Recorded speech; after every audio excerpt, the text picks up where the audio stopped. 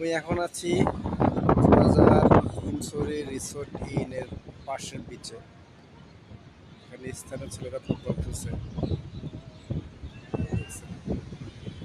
এই আমার সামনে আছে শুকনাছড়ি পাহাড়।